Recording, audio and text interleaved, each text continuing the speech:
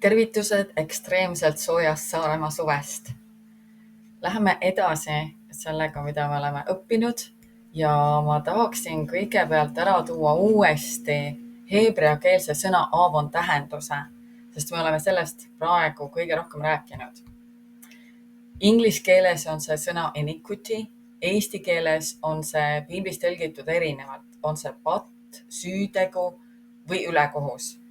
Siia alla käivad ka perekonna ebajumalad ehk traditsioonid, mida me kanname ühest põlvest teise. Kombed, harjumused, sõltuvused, sisseharjutatud mõtteviisid, perekonna teadlikult või teadmatult sõlmitud lepingud saatanaga ja nii edasi. Asjad, mis tulevad meile üle juba ema ihus.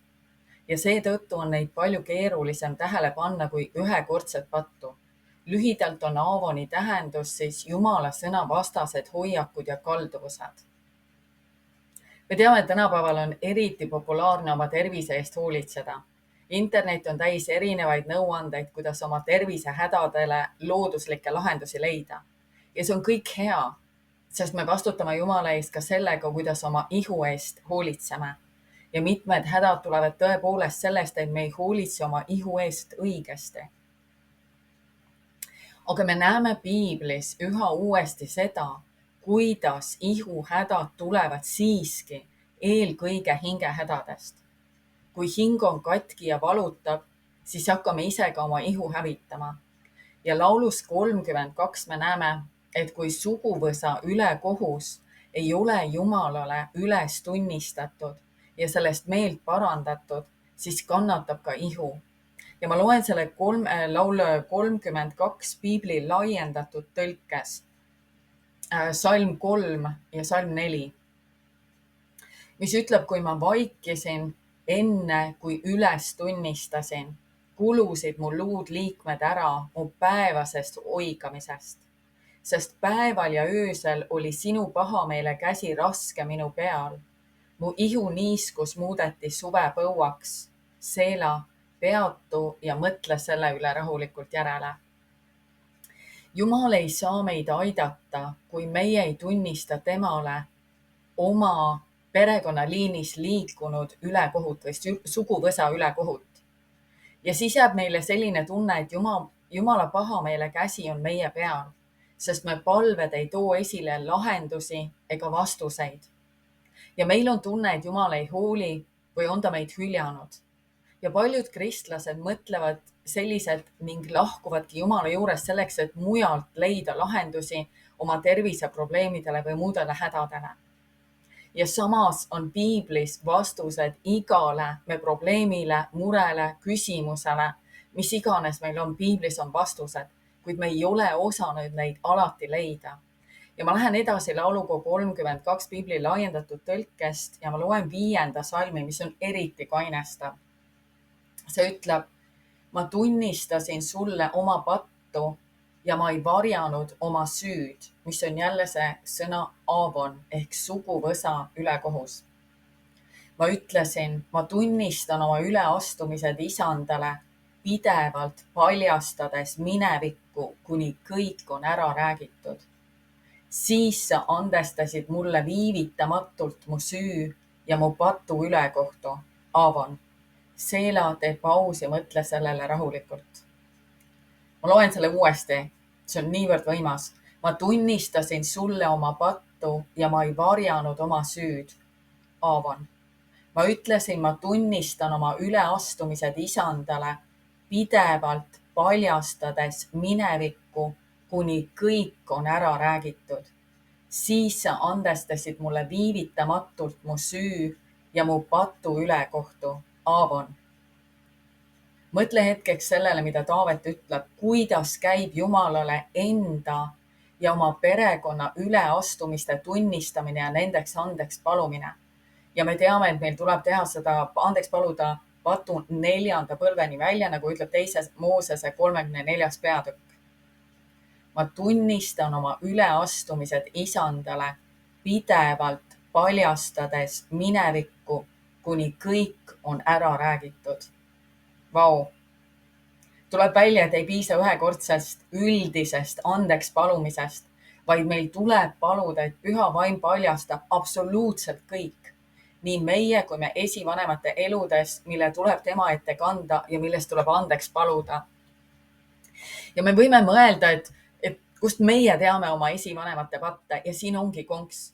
Püha vaim teab kõike detailselt ja seega tuleb meil teha lähedast koostööd püha vaimuga. Siin ei aita kellegi õpetuse järgimisest ega automaatsete palvete palumisest. Siin läheb asi väga isikliku suhte peale, mis ongi ju tegelikult kristluse alus.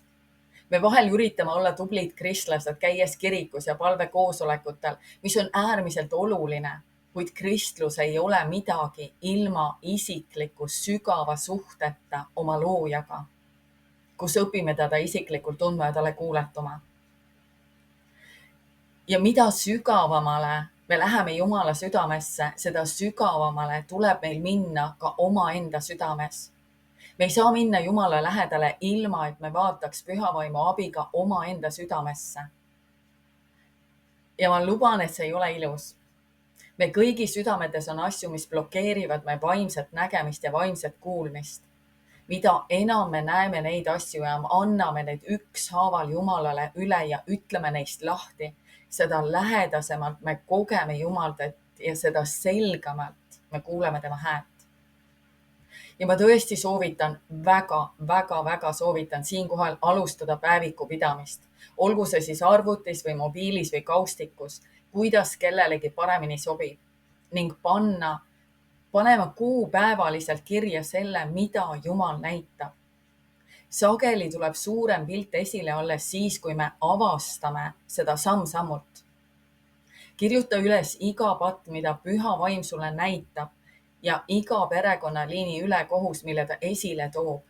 Ja paranda ka koheselt meelt Jumala ees ning ütle lahti sellest patust. Palu, et ta juurib selle välja sinu elust ja palu tema abi vabana püsimiseks. Mõned patud hakkavad samm-sammult ühise näite alla kogunema. Kui me need kirja paneme, siis me hakkame neid tähele panema ja nägema. Ja nad annavad koos selgema pildi perekonnaliinis edasi pärandatud suuremast ülekohtust ning vaimse vangistuse paigast. Ja mitte ükski vabastus ei juhtu kunagi ühe hetkega. See on koostöö püha vaimuga. See on selle isikliku suhte arendamine oma loojaga. See on õppimine elama kuningriigi printsiipide kohaselt, mis on vastupidised selle maailma süsteemidele. Meil tuleb täiel määral välja tulla selle maailma viisidest ja see ei juhtu üleöö. Ainult kuningriigis on meil võimalik elada vabana. Selle maailma peale toetudes jääme me alatiseks vangideks.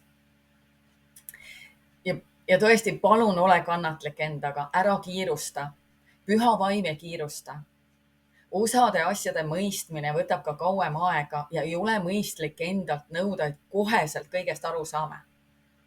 Me kõik oleme ühel teekonnal ühes oma Jumalaga. Ja see on üks põnev õppimise ja arengu teekond. Ja sellel teekonnal on suuri rõõme, kuid on ka kurbust ja valu. Ja see on kõik normaalne osa elust ja elust ühes Jumalaga. Ole kannatlik ja palu, et püha vaim sind õpetaks.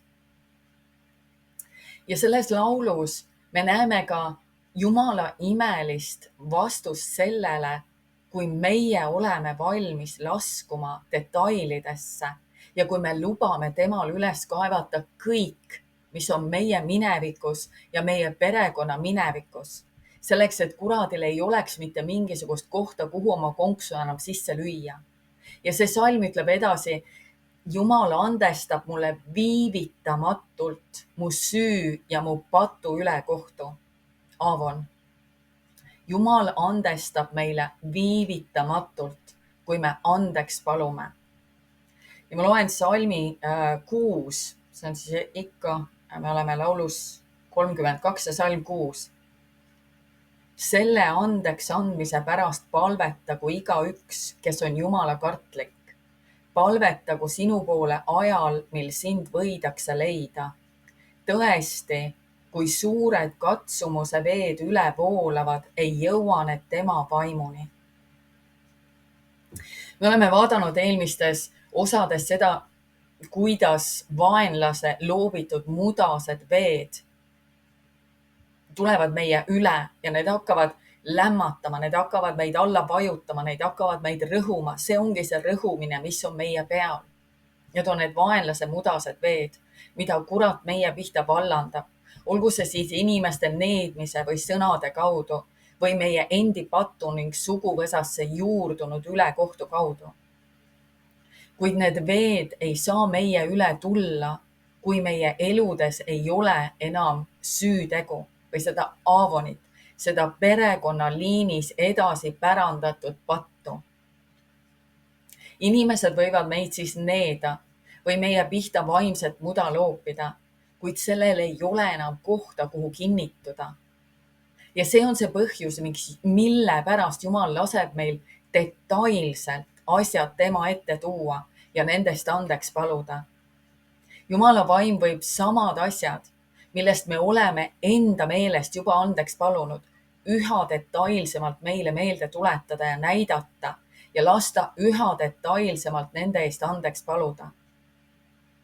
Iga selline andeks palumine kõrvaldab pimeduse muda meie elude pealt ja avab meid üha enam taevasele atmosfäärile ja Jumala lähedusele. Me teame, et Jeesus Kristus tuli selleks, et vabastada vangid. Jeesus Kristus tuli selleks, et ühendada taeva ja maa, selleks, et meie võiksime maa peal elades sõna otseses mõttes kogeda taevast atmosfääri. Ja sama eesmärk on ju kuradil. Kuradi eesmärk on see, et inimesed maa peal elades kogevad põrgu atmosfääri. Ja kui me hingeosad on kinni põrgus, kui nad on vangistuses, siis me kogemegi põrgu atmosfääri nendel oma elualadel. Me kogeme seda valu, ahastust, hirmu, piina. Ja see tuleb kõik sellest, et ei ole meelt parandatud nendest perekonnaliinist edasi liikunud pattudest. Me võime parandada meelt oma enda pattudest, aga see ei kõrvalda vaenlase seda savist muda meie elude pealt, vaid just see, mida inglise keele piibel nimetab iniquity. Ja siin ta ütleb ka, et kui maailma üle tulevad üha keerulisemad ja raskemad ajad, siis need ei puuduta meid, kui me oleme Jumala ette toonud kõik, mis tema vaim meile ilmutab. Iga asja, mis meile meelde tuleb, mis me silme ette tuleb meie minevikust, koheselt parandame meelt, palume Jumala andestust. Samas, kui me seda ei tee, siis ühel hetkel on meil väga keeruline kuulda Jumala häält, sest vaimne muda summutab selle pea täielikult. Ja ma loen edasi laulust 32 Piibli laiendatud tõlkes, salmi 7. Kui me seda teeme, parandame meelt, siis ütleb Jumal, või siis me saame Jumala seda öelda, siis sina oled minu peidupaik. Sa oled minu jaoks peidupaik. Sina, Isand, hoiad mind hädadest. Sa ümbritsed mind vabastuse laulude ja hüüetega. Seela, tee paus ja mõtle sellele rahulikult. Kui me parandame meelt, siis me saame Jumalale öelda, sina oled minu jaoks peidupaik. Sina, Isand, hoiad mind hädadest. Sa ümbritsed mind vabastuse laulude ja hüüetega. Ja see salm 7 on imeline tõotus, aga see tõotus on tõepoolest ainult neile, kes toovad Jumala ette kõik selle, mille püha vaim neile samm-sammult ilmutab. Ja sama käib tõotuse kohta salmis 8, mis ütleb, mina, Isand, juhendan sind ja õpetan sulle teed, mida mööda sa peaksid minema. Ma annan sulle nõu oma silmaga sind juhtides. Ja sellele järgneb hoiatus ning järgmine tõotus. Ära ole nagu hobune või muul, kellel puudub mõistus ja kelle peab suuliste ja valjadega taltsaks tegema. Muidu nad ei tule sinuga kaasa. Kurjal on palju kurbust, kuid kes loodab ja toetub kindlalt Isanda peale, seda ümbritseb halastus ja armastuslahkus. Ja salm 11 ütleb meile, me saame hõisata rõõmust vaid siis, kui oleme Jumala ees ehedad, siirad ja ausad ning alati valmis temale kuuletuma. Salm 11 ütleb, rõõmustage isandas ja olge rõõmsad, te kompromissitult õiged, kes olete õiges suhtes temaga. Hõisake rõõmust kõik südamelt ausad. Mul oli eile hästi huvitav kogemus. Ma hakkasin eile hommikul mõtisklema selle üle, et kuidas ma saan öelda Jeesusele isand, kui ma tegelikult olen ise oma elu isand. Enamjaolt teen ju mina otsuseid ja sageli üldse mitte temaga konsulteerides. Ma olen ka midagi nii väga tahtnud ja selle eest palvetanud, kuid ma pole oodanud ära Jumala ajastust ja viisi, vaid olen läinud ja teinud endale ise tee sinna, kuhu ma soovisin minna. Ja ma hakkasin mõtisklema selle üle. Ja mõtlesin, et ma ei saa Jumalale öelda isand. Ma ei olnud üldse mitte teadlikult ega tahtlikult teinud selliseid asju, et ma ei konsulteerinud Jumalaga või ma palvetasin ja siis läksin ja ise midagi saavutasin. Ma lihtsalt ei osanud seda sel ajal kuidagi teisel viisil teha. Nii et ma ei teinud seda tahtlikult ega isegi mitte teadlikult. Aga äkitselt Jumal hakkas näitama mulle minu kristlikku elu ja ma vaatasin ausalt oma elu peale ja ma nägin just täpselt seda. Ma sõitsin eile Kuressaarde, sest ma pidin minema autoga tehnoülevaatusele ja tõesti terve tee ma parandasin meelt sellest, et ma olen oma enda elu isand ja ma olen käinud oma enda tahtes ja mitte Jumala tahtes. Kui ma jõudsin Kuressaarde auto tehnoülevaatuse järjekorda, kus tavaliselt ei ole järjekorda eriliselt, aga nii nagu mina, seekord on ka teisi, kes selle tegevuse kuu lõppu lükkavad. Seega mul oli päris pikalt aega istuda seal. Ja kuna ma viisin just Ainile selle palveraamatu, siis see oli mul tagaistmel. Ma võtsin tagaistmelt selle palveraamatu ja hakkasin sõna palvetama. Ja ma jõudsin teise palveni ja mu silmad äkitselt avanesid millelegi, mida ma varem näinud ei olnud.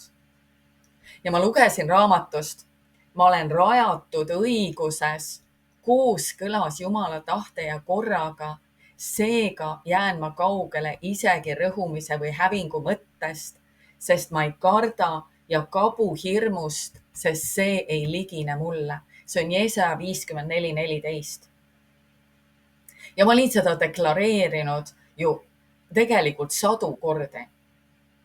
Vau! Ma olin enamjaolt enne seda lugenud ja kuulnud tõlgendusi sellest kirjakohast selliselt, et ma jään kaugele isegi rõhumise või hävingu mõttes siis, kui ma ei karda, siis, kui mul ei ole hirmu. Järelikult tuleb mul hoolitseda selle eest, et hirm mulle ligi ei hiiliks. Kuid eile peale seda, kui ma olin meelt parandanud sellest, et mulle oli see oma tahe ikkagi niivõrd suur minu elus, siis äkitselt ma nägin selles kirjakohas hoopis midagi muud. Ja see ei tule eestikeelsest piiblist välja selliselt, kuid piibli laiendatud tõlge toob selle väga selgelt esile.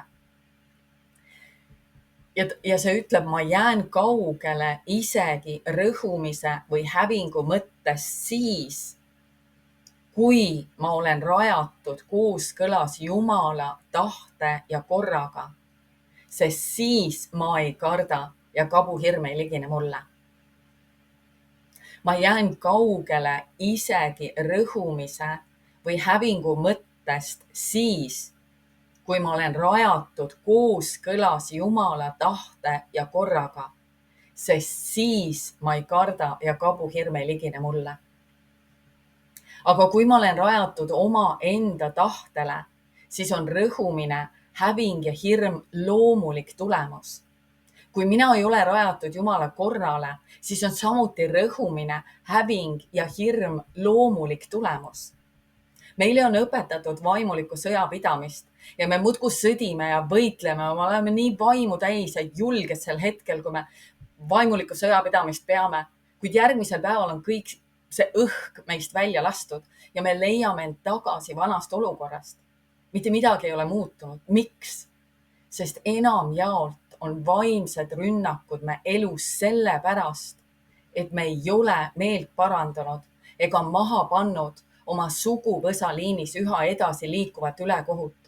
Jumal ei saa meid aidata, sest patt seisab tema ja meie vahel, nagu me lugesime eelmises osas Jeesaja 59:1-2.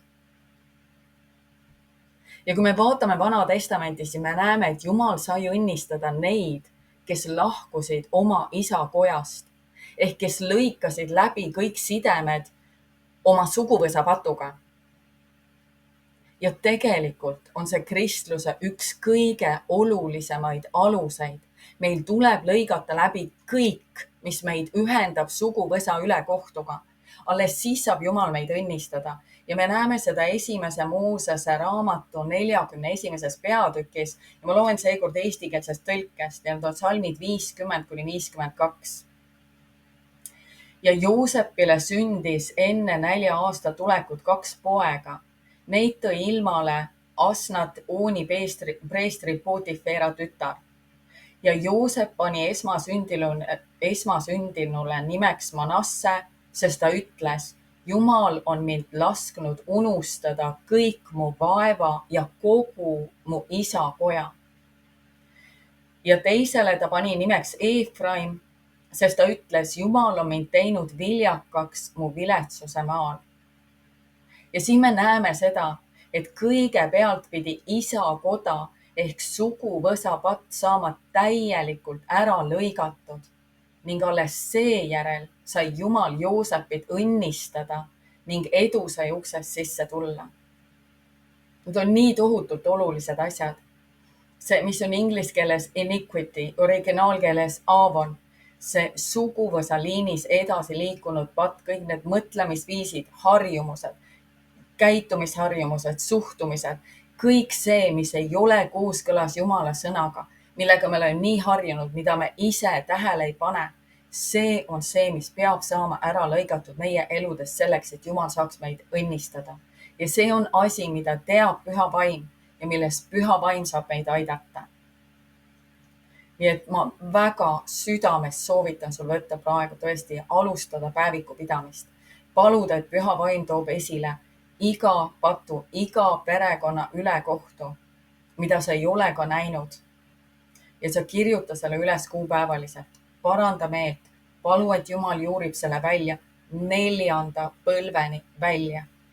Ja sealt hakkavad edasi kooruma ka suuremad asjad, need suuremad, need tõesti need vangistuse paigad. See on tegelikult üks kristliku meie elu alustest, kuid meil ei ole seda õpetatud, aga kunagi ei ole liiga hilja, me saame sellega praegu alustada ja Jumal saab meid õnnistada.